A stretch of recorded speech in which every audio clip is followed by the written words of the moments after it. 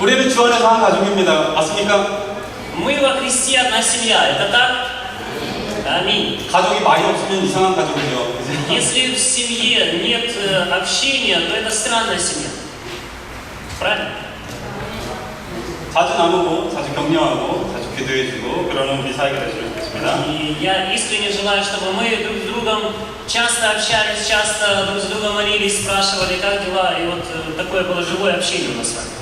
오늘 요한복음 1장을 읽은 이 구절뿐만이 아니라 오늘 말씀 요한복음 1장 전체를 말씀하고자 합니다.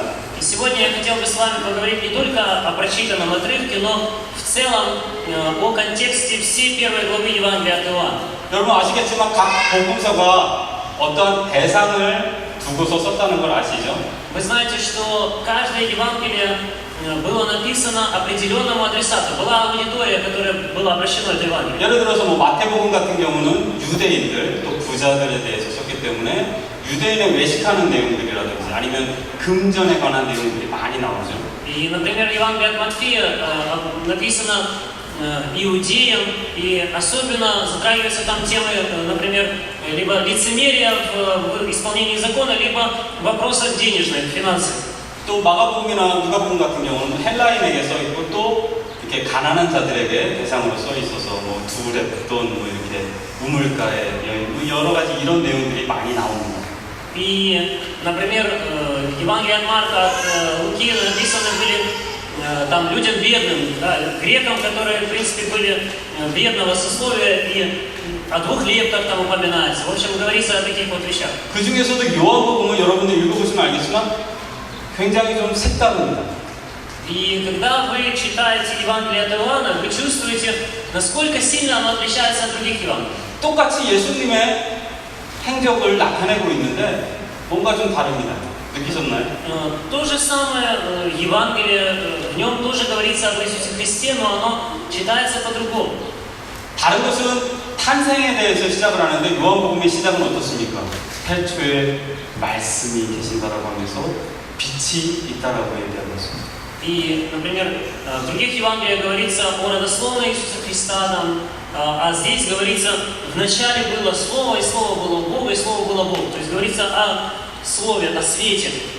오늘은 그러한 요한의 그런 언어 선택과 그 다음에 요한이 얘기하고자 하는 것이 무엇인지 여러분과 함께 나누자.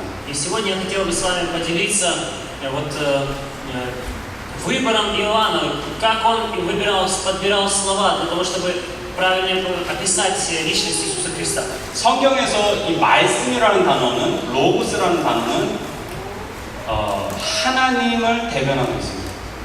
В Библии слово, ну вот когда пишется слово с большой буквы, слово логос, да, оно символизирует и обозначает Бога, указывает на Бога. 하나님의 형상이 보이지 않기 때문에 말씀으로 창조를 하셨고 천지를 창조하셨고 말씀으로 모든 걸 이루시는 분이기 때문에 그 말씀 자체가 바로 하나님이십니다. И вот Бог невидим, но Он Словом все сотворил. И само произнесенное Богом Слово, оно и является Богом. 오늘 성경책을 자주 보면 이렇게 같이 저와 같이 보면 좋겠어요. 요한복음 1장 1절에 태초에 말씀이 계시니라 이 말씀이 하나님과 함께 계셨으니 이 말씀은 곧 하나님이시라. Если у вас есть Библия, вы следите, пожалуйста, вместе со мной. Евангелие от Иоанна 1:1. Вначале было Слово, и Слово было у Бога, и Слово было Бог. 그죠? 말씀이 곧 하나님이십니다. И здесь нам говорится, что этот Логос, это Бог. 그 말씀이 빛이 그 말씀 안에 있었다고 합니다. Написано, что в нем была жизнь, и жизнь была свет. 그 빛은 곧 생명이라고 И 말씀합니다. вот этот свет является жизнью для всех людей. 그 빛이 생명이 되어서 육신으로 사람이 되어 오셨다라고 합니다. И это слово стало плотью, и другими словами стало человеком и обитало с нами. 뭐 누구시죠? О ком здесь говорится? 예수 그리스도가 바로 생명으로 오신, 육신으로 오신 그 말씀이 육신으로 오신 분이죠. И здесь нам говорится об Иисусе Христе, который является этим логосом, этим светом, этой жизнью, которая стала плотью. 이 육신으로 오신 그 예수 그리스도는 세상 모든 사람에게 동일하게 주신 하나님의 선물이었습니다. И мы видим здесь, что жизнь дан в Иисусе Христе это дар Божий всему человечеству. 그 다음에 1장 9절부터 세상에 대해서 설명하고 있습니다. И с 9 стиха нам говорится о мире, который пришло это слово. 예전에도 잠깐 설명했었는데 이 코스모스라는 단어의 그 세상이라는 것은 И раньше мы с вами уже упоминали слово «космос», которое обозначает мир, в котором мы живем. 물론 성경책에서 또 무슨 헛된 세상 것을 쫓지 마라, 뭐 세상에 악한 것 이렇게 설명도 하고 있습니다. В Библии говорится не там следуйте тому, что в мире будете иметь скорбь. То есть говорится о мире как о системе, противостоящей Богу. 근데 요한복음에서 말하고 있는 이 세상이라는 것은 바로 우리 안에 있는 세상, 내 안의 우주, 나의 세상을 얘기하고 있는 거죠. Но в Евангелии от Иоанна часто нужно смотреть на контекст, в каком смысле упоминается слово «мир», и часто говорится о нашем внутреннем мире. 전에 말씀드린 것처럼 요한복음에 가장 많이 나오는 단어가 바로 이 세상이라는 단어입니다.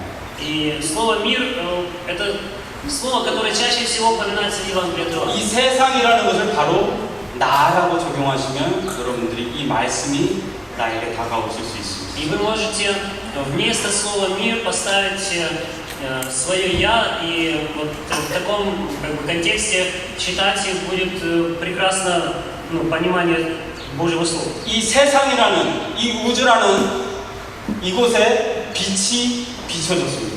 И вот в этот мир, 이 어둠 в 가운데 этот космос пришел, в эту тьму пришел свет. 빛이 비쳤습니다. 그 빛이 이 세상을 작용하고 밝히기 시작하면 어떻게 됩니까? И что происходит, когда этот свет начинает освещать этот мир, эту тьму? 1장 12절에 이 빛을 받아들인 자는 하나님의 자녀가 되는 빛을 주셨다라고 말합니다. В 12 стихе нам говорится, что тем, которые приняли этот свет, Господа Иисуса Христа, Бог дал власть быть чадами. 다른 복음서에 예수께서 어떻게 태생하고 마리아가 어떻게 되고 이런 것과 다르게 딱 두 가지를 요한복음에서는 정리하고 있는 것입니다. И вот в отличие от других Евангелий, Евангелие от Иоанна делится все на две части. 첫 번째는 말씀이 빛이 되어 생명이 되어 육신으로 나신 우리 모두에게 주신 예수 그리스도를 얘기하고 있습니다. Во-первых, говорится об Иисусе Христе, который является логосом, жизнью и светом, и Он стал плотью. 두 번째는 그 빛이신 예수 그리스도가 세상 가운데 들어와서 우리의 안에 들어와서 영향력을 발휘할 때 하나님의 자녀가 되는 특정 그룹에 대해서 설명하고 있는 것입니다. А второе говорится о тех людях, которые приняли этот свет, эту жизнь, этот логос. 14절을 제가 한번 읽어보겠습니다. 말씀이 육신이 되어 우리 가운데 거하심에 우리가 그의 영광을 보니 아버지의 독생자의 영광이요 은혜와 진리가 충만하더라. В 14 стихе написано: «И Слово стало плотью и обитало с нами, полное благодати и истины. И мы видели славу Его, славу как единородного от Отца». 요한이 이 수신자에게 교회에게 쓰는 편지 가운데서 중요하게 생각하고 있는 부분이 바로 이 부분이라는 것입니다. Иоанн пишет людям, многим людям это Евангелие, обращается с ним, и он делает акцент именно на этом. 똑같은 예수 그리스도의 사건이지만 모두에게 보여지는 그 육신적인 것뿐만이 아니라 우리에게는 하나님의 영광을 볼 수 있는 그러한 만남이었다라는 고백이 있는 것입니다. И он говорит, что это тоже Евангелие о том же Иисусе Христе, но здесь мы вам показываем, что Он не просто был физическим человеком здесь, на этой земле, но Он явил славу свою как Божьего Сына, как единородного от Отца. 지금 말씀드린 대로 우리 가운데 거하심에 우리가 영광을 보니라는 구절이 굉장히 중요한 말씀입니다. Здесь очень важно, что Слово стало плотью, и мы видели славу Его. 그 말 뜻은 영광을 보지 못하고 그냥 예수 그리스도라는 어떤 예수라는 사람밖에 볼 수 없는 사람이 존재한다는 것이죠.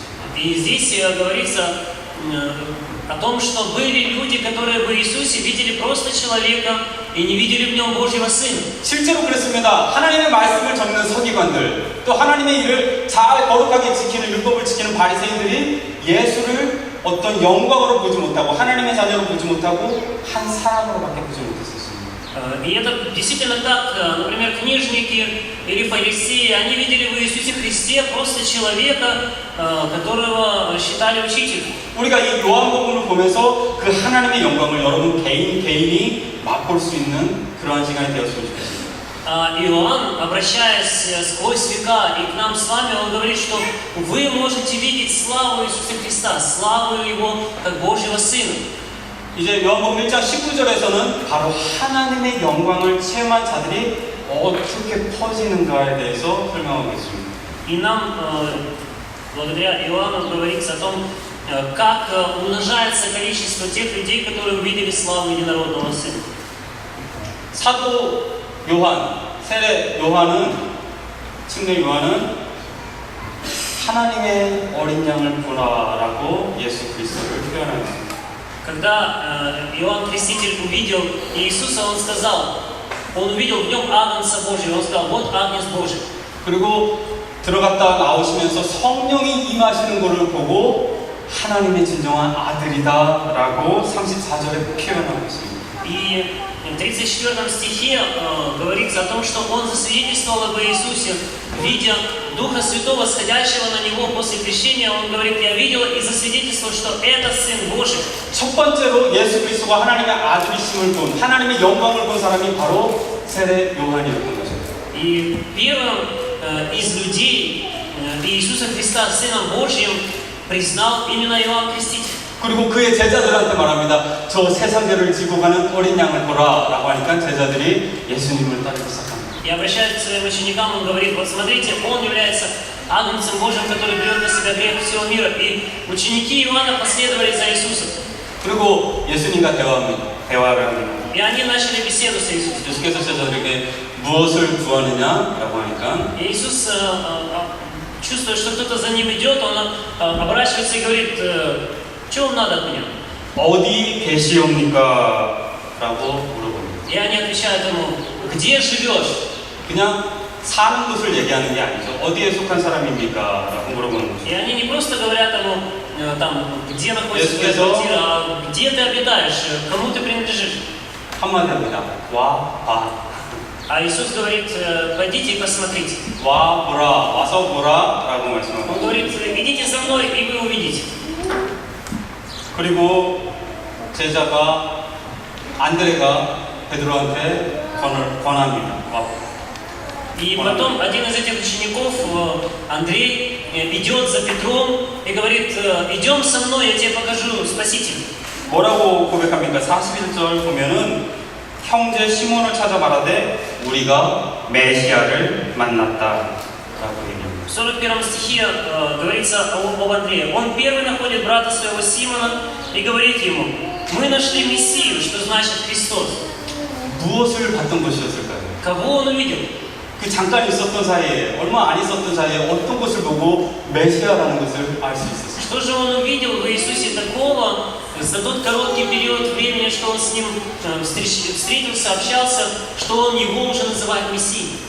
요한에서 시작된 하나님의 영광을 본 사건이 제자들이 하나님의 영광을 본 사건으로 진행되고 있습니다. Мы видим, как слава, которую увидел Иоанн Креститель, как эта слава стала видима также и его ученикам. 그리고 그의 친구들까지 이제 전파되기 시작합니다. И об этой славе они начинают рассказывать своим друзьям. 46절에는 빌립이 나다니엘한테 예수님하고 똑같이 와 보라 라고 전하고 있습니다. И в 46 стихе мы читаем, что другой ученик Филипп зовет Нафанаила и говорит ему, иди посмотри. 이 유대 땅부터 이제 갈릴리까지 계속 그 제자의 하나님의 영광을 보는 사람들이 넓어지고 있습니다. И мы видим, как количество учеников, которые следуют за Иисусом Христом, постепенно, постоянно растет. И не только в Иудее, но и в Галилее. 다시 한번 정리하겠습니다. 요한이 말하고자 하는 것이 무엇입니까? О чем говорит Иоанн? 예수 그리스도 그 한 사람에 대한 것을 두 가지로 설명하고 있는 것입니다. Он говорит о Иисусе Христе две вещи. 그는 근본 하나님의 본체시고 하나님의 말씀으로 이 땅에 오신 하나님의 형상이십니다. И он говорит, что Иисус Христос это образ самого Бога, которого мы можем видеть воочию, здесь на земле. Он единородный Божий Сын. 하지만 모든 사람이 그 모습은 보지만 하나님의 영광을 보는 사람은 극히 드문 사람들이었습니다. И вот, хотя все видели Иисуса Христа, все видели Его как человека, но не все видели Его как Божьего Сына. 여러분 어떠십니까? 바로 그 영광을 보는 자에 참여된 자이십니다. Друзья мои, а к какой группе вы себя относите? Вы являетесь группой людей, которые видят славу Иисуса Христа. 43절에서 52절에는 빌립과 나다니엘의 대화가 나옵니다. 물론 예수님도 С 중요합니다. 42 стиха по 51 мы читаем о беседе Филиппа и Нафанаила и Иисуса Христа. 예수님께서 갈릴리로 가셔서 빌립한테 나를 따라오너라 라고 얘기를 합니다. И Иисус говорит Нафанаилу: следуй за мной. 빌립이 얼마 동안 있었겠죠? 빌립이 하나님의 영광을 봤습니다. Вернее, Филипп говорит о том, что он видел славу Божию, и он зовет уже своего друга. 친구 나다니엘에게 그 예수 그리스도를 전합니다. И он приходит к своему другу Нафанаилу и говорит ему о Спасителе. 야, 대단한 사람이 왔어. Он говорит: слушай, такого человека я встретил. 진짜 메시아가 오셨어. Он действительно Мессия. 나다니엘이 묻습니다. 그게 어디 사람인데? А Нафанаил спрашивает: а он вообще откуда? 나사렛이라는 곳에서 작은 마을에서 예수님이라는 분이 오셨어. Это Иисус из маленькой деревни по названию Назарет. 그 유명한 말이 있죠. 나다니엘이 뭐라고 그랬습니까? И Нафанаил сказал известную на тот момент известную фразу: 나사렛에서 무슨 선한 것이 나겠느냐라고 대답을 합니다. и он говорит: есть ли что доброе из Назарета? 그렇습니다. 우리 시각이 모두 이 나다니엘하고 같은 것 같습니다.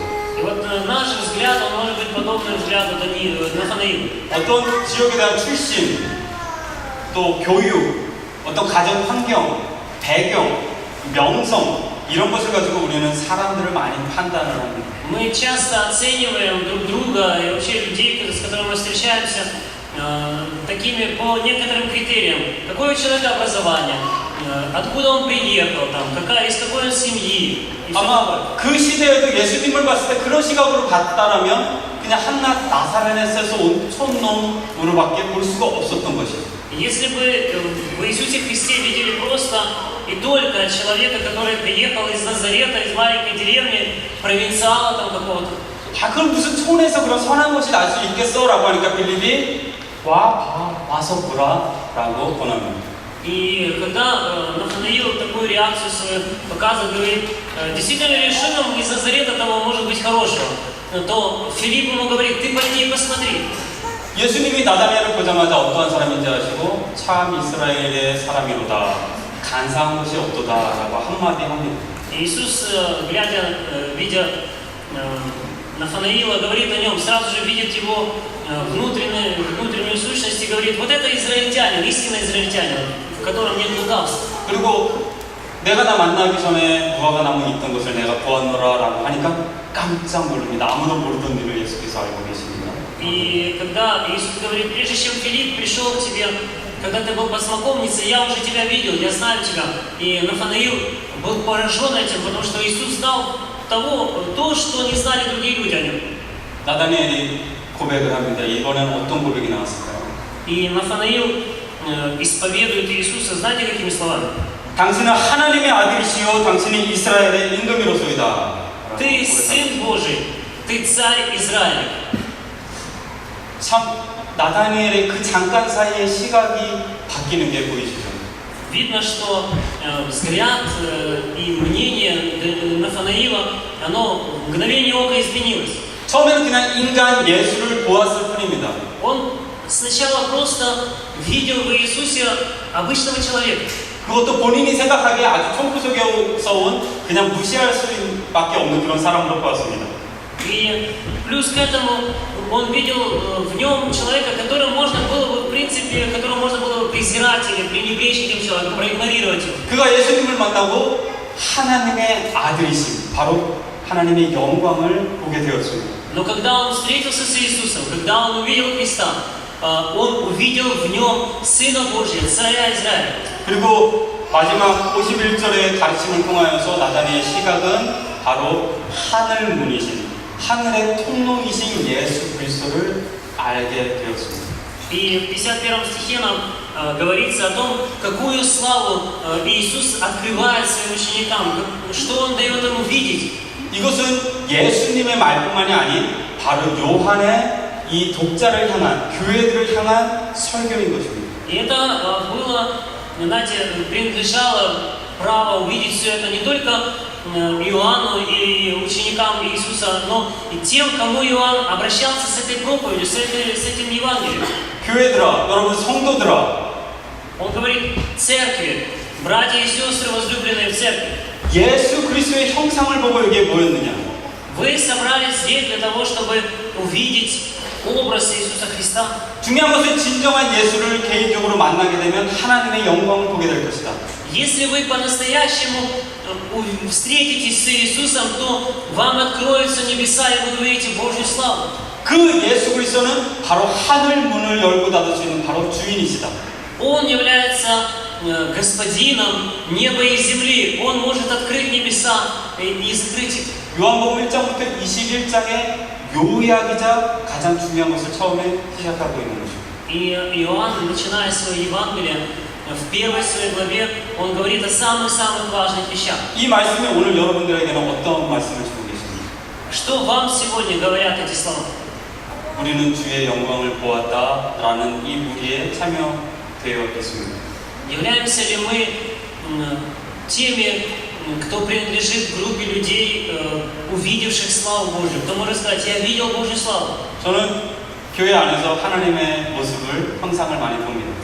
В церкви я вижу много именно Божьего образа, Божьей славы.